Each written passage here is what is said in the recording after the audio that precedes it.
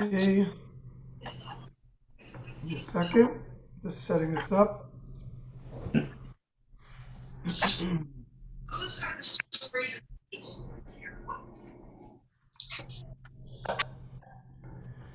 Okay, my dear friends, we are about to begin. Give me a second. Just setting this up.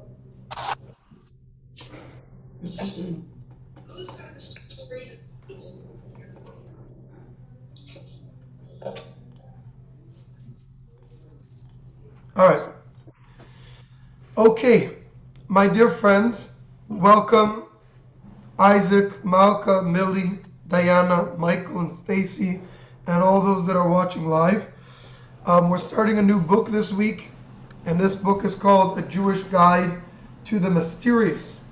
It's written by Rabbi Pinchas Taylor, and I'm actually very much looking forward to hearing from all of you, your ideas, your thoughts, and some of the interesting things about these different subjects. The book is basically goes through different subjects that have to do with the paranormal, outside of the general things that we study about Judaism, subjects that are generally not necessarily touched upon very much in Jewish tradition, and something that people are always curious about to find out more about. So he goes through the mysterious universe, mysterious creatures, mysterious soul, mysterious powers, mysterious places, and in each one of those chapters, obviously, he has different topics of discussion. So this week, we're going to touch upon the first chapter, which is the chapter about dreams.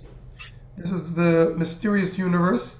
So he has three subjects in the mysterious universe. Number one is dreams. Number two, which is going to be next week, is astrology. And number three is time travel and teleportation. So today we're going to discuss dreams. It's about the first chapter, about 40 pages. And I'm going to just share with you my thoughts, as I usually do during this kind of session. I'm going to do my little monologue. I'm going to talk about the things that I thought were interesting and share with you some of my opinions, my ideas. And then I'd love to hear from all of you as well about the book, about the subject, and what you think about it. So the first thing I noticed about this book is that the author doesn't just bring the Jewish guide to these subjects, but he gives us a thorough walkthrough. He prefaces, before he gets to the Jewish interpretation, the Jewish opinion, the Jewish thoughts and ideas about each of these subjects, he prefaces with a very thorough secular background on these ideas. So I'm going to just share with you some of the ideas that I highlighted, and then I'm going to go into some of the Jewish ideas. And that is, number one, he goes through some of the history of dream interpretation, way back from the different Chinese, Egyptian, and Greek philosophers, all the way till this modern day, with most notably Sigmund Freud, who wrote his book called The Interpretation of Dreams.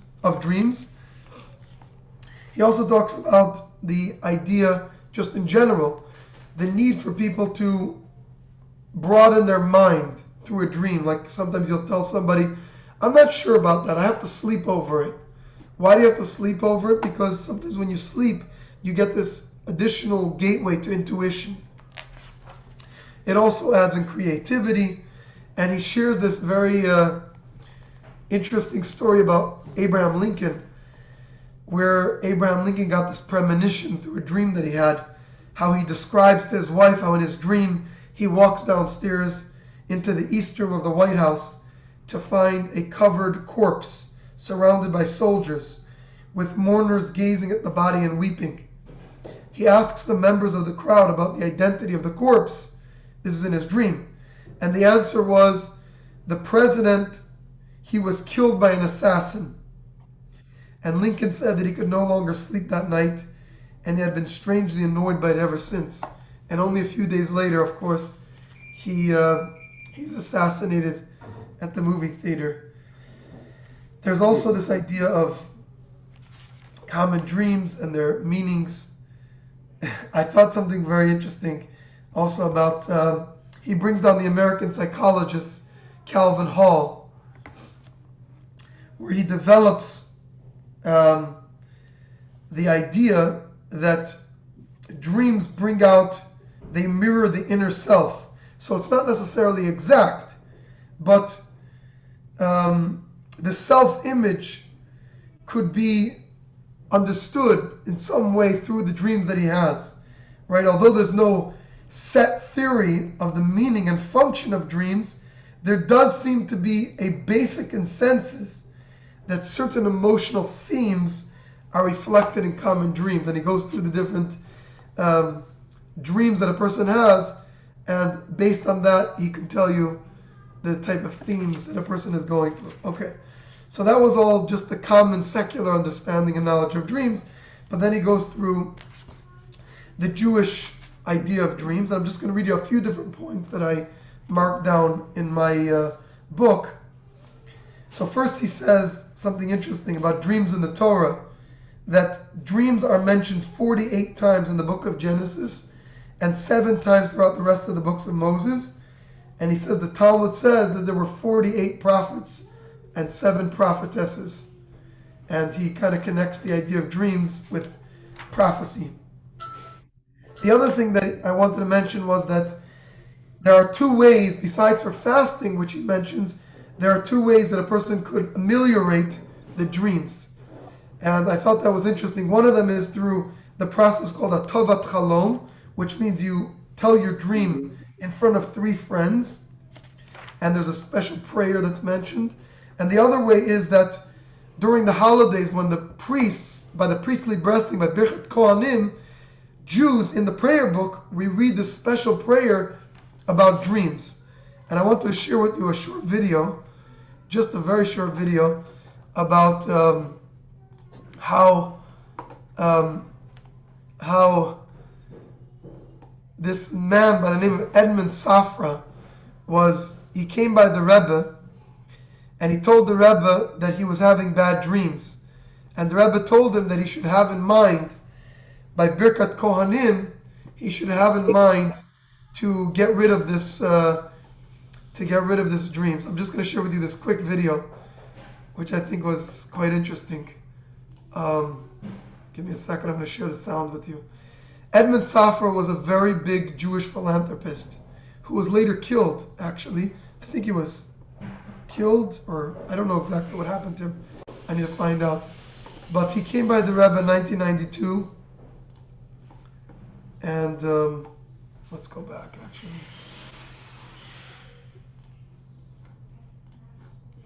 So I just want to share with you this quick video.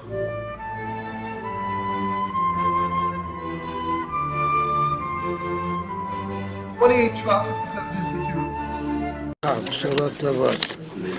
להמשיך במסורת של המשפחה ולחיות בשנים טובות. באירופה, ביורופ ובשלל, וגם בארצות הברית. כמדום שגם פעמים בדרום אמריקה. שבברזיל. ברזיל, צורי סייס, מוח הצלח.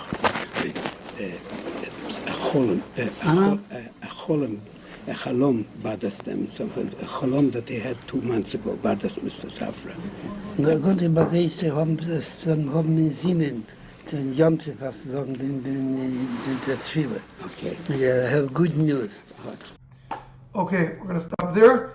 And just one more idea, and that is from Hasid, he brings down many different Jewish approaches to dreams. One that I thought was interesting was the last 2 things I'm going to tell you before we go into the discussions. I thought it was interesting, the story about how the Rambam, Maimonides, was born. The Rambam, of course, is famous, and he writes a lot about dreams actually in his own book of Moreh Nevuchim. But how he came to be in this world, the story is that Rabbeinu Maimon, who is his father, an early medieval sage, was so engrossed in the study of Torah that he refused to marry. He dreamed that he saw Moses giving the Torah. Moses turned to Rabbi Maimon and said that God would give him a son who would write the Mishnah Torah and be a holy man.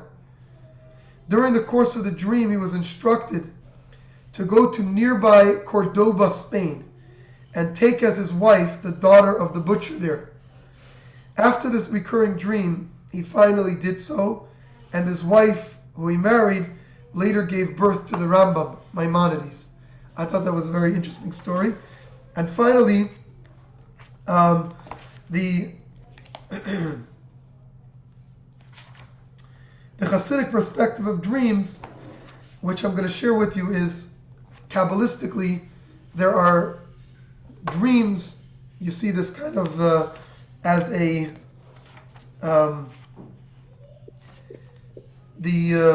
through Chabad teachings and Hasidic teachings about dreams, the idea that dreams have the ability to combine two opposites. Right? You can see in a dream something that seems to be real, but something that cannot happen in the physical world. It's the combining of two opposites. And the Chabad Rebbes and Hasidic masters shared this Kabbalistic idea that dreams come from a place that is beyond the linear order of the world. It actually comes from a space in Kabbalah called Igul, which is the circles, which is a very high spiritual level. And in that place, two opposites could coexist at one time. And the Chabad Rebbes, they talk a lot about how exile is compared to a dream, because a Jew in Galut, a Jew in exile, could have two opposite things at once, going on at once. He could have a love for the divine and a love for the material, physical being, which are two opposites. The idea of the spirit and the idea of the physical, or the idea of the finite and the idea of infinite, all happening at one time, which is similar to the idea of a dream where two opposites could coexist at one time. And to conclude the chapter, he says, clearly the mystery of dreams is explored in Jewish tradition and even applied in various ways in practical ritual. Every evening before retiring, a Jew prays that his dreams should be for good, and he thanks God for the return of his soul upon awakening in the morning. Additionally, many communities recite a special liturgy during the priestly blessings on festivals that seek to ameliorate any negative dreams. Each of these experiences serve as a regular opportunity to contemplate the transition from conscious mind to unconscious mind and back. And it is through these regular reflections that one becomes more acquainted with his mind, soul, and life focus. Okay, so that was my kind of long introduction. We're going to move on to all of you, my dear friends. We're going to bring up Millie first. Millie, go ahead. Anybody who has their camera on, we'll call on them to talk about dreams. Go ahead, Millie. You're up first. Millie? Oh, did you call on me? Yes. Go for it. Well, I found the chapter to be difficult. It required more than reading it more than once. I personally have dreams almost every night, and sometimes I remember my dreams and sometimes I don't. And when I get up in the morning, I try to figure out what the dreams all mean. And sometimes I can come to a conclusion, but most of the time, they're usually happy dreams, but sometimes I dream about people who no longer exist in my life, and it's very real to see these people. And I do have to read the chapter more than once because I found some of it difficult for me. Very interesting that you dream every night about people that no longer exist in your life. And that certainly means that you have a more spiritual intuition that maybe some other people don't necessarily have. That's very interesting, and certainly you should read the chapter again. It's a very interesting chapter because it goes through a plethora, really, so much, so many different ideas that are very interesting. Michael, go ahead, you're up. And I see Sharon is there with you too. Sharon, I hope we're going to hear a little bit about your spiritual experience. I'm sure you have some spiritual experiences as well. I don't have the Michael, book, go ahead. Rob. I don't have the book, so I was not able to. I have a book for you. I'll give it to you when you come next time. Yeah, okay. I do dream a lot about live people and dead people. And it is interesting to know that there's this Jewish interpretation of it. The only experience I have is when I read Freud's book. So I have to hear what else is around. Sharon is more spiritual than me, although I dream more than her, and usually in my dreams she misbehaves. I'm not sure what that means. You want to say That's something? interesting. Rabbi. He mentions that I don't remember which one, but it wasn't a Jewish source, or maybe it was. I don't think it was a Jewish source. That men. Oh yeah, it was an experiment done by a psychologist that said that he took thousands of people's dreams and he was doing an experiment to try to understand dreams, and he said that mostly men dream about other men and not about women for the most part, because men have this with women they have, I guess, less of a complicated relationship than with their own friends. That's what he writes. But women generally dream both about men and women because they have complicated relationships with both genders. That's what he writes in the of thousands of dreams. So we'll probably hear more from you, I guess, when you get the book, because I always get to hear very interesting things from you. The rabbi had a spiritual thing right before. Sharon, that's why I go was ahead. late to class. Okay, I just finished my Pilates class, and the one woman taking the class with me was a Deborah. She's not Jewish, but we get to talking, and I don't know why. Like a voice within me, kind of a spirit came and said, you need to talk to this woman about Chabad. And I'm like, well, this woman's not even Jewish. So I said something, we were very happy. I said how this was paradise, but it got better when Chabad came. She says, oh my God, I'm so glad you mentioned that. She says, I have a friend. She says, is it just, she was being polite, like snowbirds, like yourself, is there a young community? She said she has a Jewish friend, a young woman with children from Monterey, California, who's Jewish, her best friend that wants to move down to Vallarta. But she said the only thing that was stopping her was she didn't think there was a Jewish presence here. So I said, see, a lot of people don't realize that, Rabbi. So I said, no. I said, absolutely. I now have this woman gave me her contact information, and I'll give her Chabad's information. So you might get a young family moving down here that never even knew Chabad was here. So that's kind of a spiritual thing that this woman has never been in my class before. She just came today, that I would talk to her after class. And why would I mention Chabad to a woman that I knew was, totally Christian? Isn't that weird, Very interesting, Sharon. You're definitely one of our best supporters in that way, and thank you for always thinking about us and try and listen. A young family coming to town is a dream come true for us. So thank you, Michael and Sharon. Thanks for joining us. I have a book for you, and I will get it to you the next time I see you.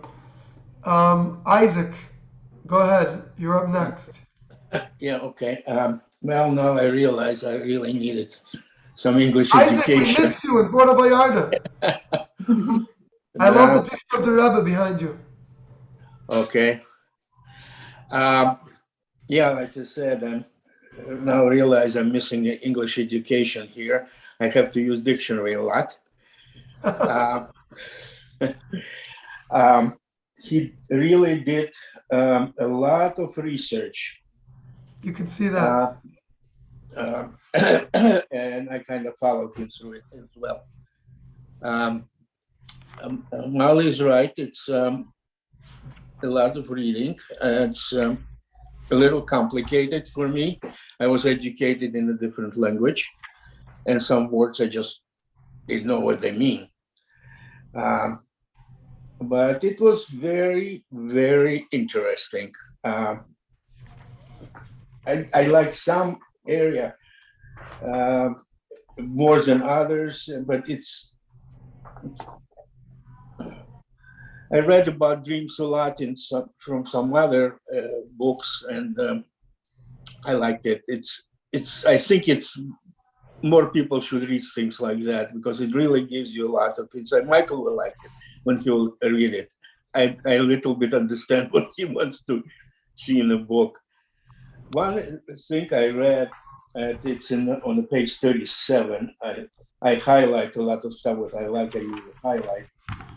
And the Rebbe brought up one. He said the Rebbe clarified that if there were no such thing as a sleep, because this brought up why people should sleep at all, because they lose a lot of time by sleeping.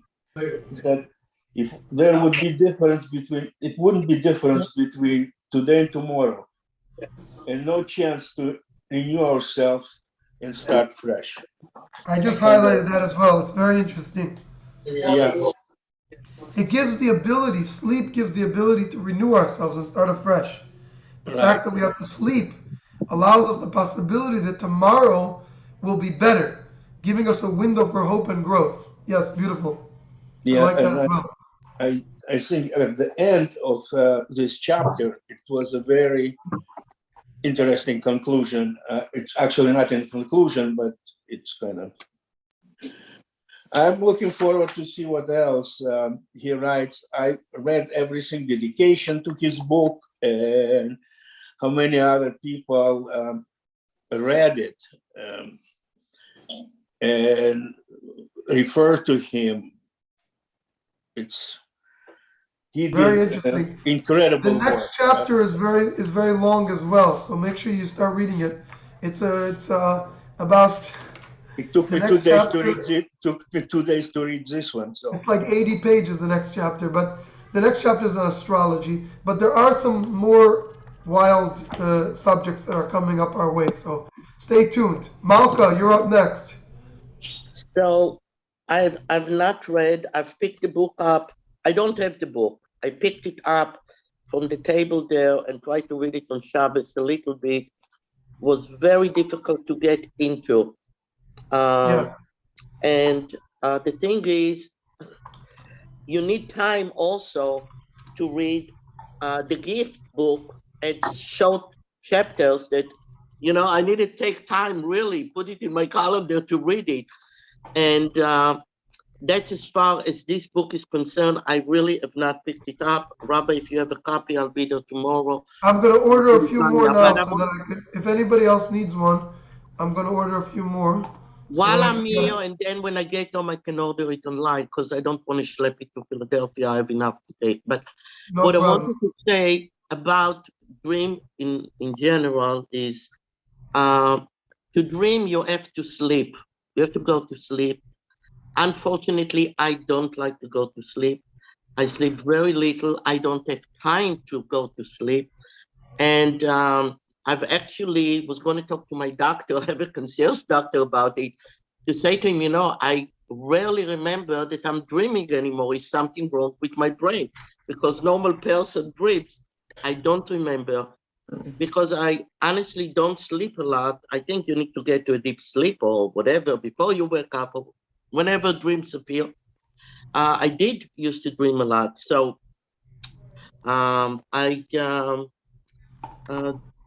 I don't remember any recent dreams, and even if I dream, I don't know. So I'm looking forward to learn more about this book, and the most important thing is to try to sleep more because the body does need it, beside dreaming. Thank you, Malka. Yeah, I'm going to order a book. I'm going to order a few more books. If anybody else needs one, just send me a message. And usually comes in a couple of days, so we'll be able to get a couple more books.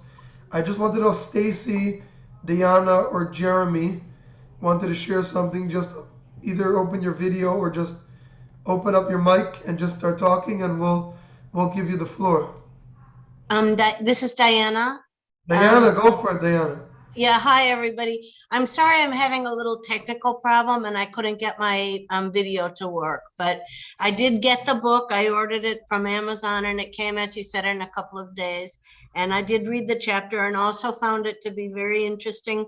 There's something that I don't know if it's just my perspective or if other people feel the same way. I feel like nowadays you don't hear that much about dreams and dream interpretation as you used to. It might just be the phase of my life that when I was younger, I was studying more and that was, hearing about psychology and stuff. And now maybe I don't. But it sort of seems like, I don't know, it feels to me like it's not something that's talked about as much as it used to be. And especially things like dream interpretation and stuff. And I remember feeling when I was younger, when people would talk about dream interpretation, that sometimes it almost felt like they were, that it was kind of like